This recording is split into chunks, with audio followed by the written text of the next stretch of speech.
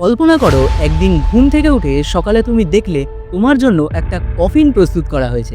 তোমাকে বলা হলো এখনই এই কফিনের ভেতর শুয়ে পড়তে হবে, কারণ এটা তোমার জীবনের সবচেয়ে গুরুত্বপূর্ণ অভিজ্ঞতা হতে চলেছে। কিন্তু কেন? নরওয়ের কিছু মানুষ বছরে একবার কফিনে শুয়ে পড়ে, এবং এটি শুধু কোনো ভয়ঙ্কর প্রথা নয়, বরং তাদের জন্য একটি গভীর জীবন দর্শন। এই অদ্ভুত রীতির নাম লেফটিস্টের রিচুয়াল, যার অর্থ জীবনের কফিন।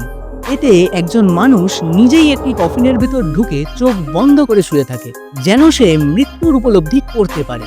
কিছুক্ষণের জন্য তার চারপাশ অন্ধকার, নিঃশ্বাস ভারী হয়ে আসে, এবং সে মনে করতে থাকে যদি আজই আমার শেষ দিন হতো।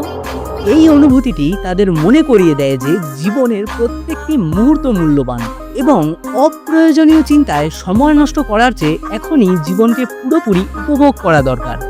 আর এমনই অজানা গ্লোবাল ফ্যাক্টস ও ইন্টারন্যাশনাল রিলেশন সম্পর্কে জানতে চাইলে সাবস্ক্রাইব করো। আমি লং ফর্মে এমন তথ্য আনতে চলেছি যা তোমাদের ভাবনা চিন্তার জগৎকে আরও পরিশীলিত করে তুলবে।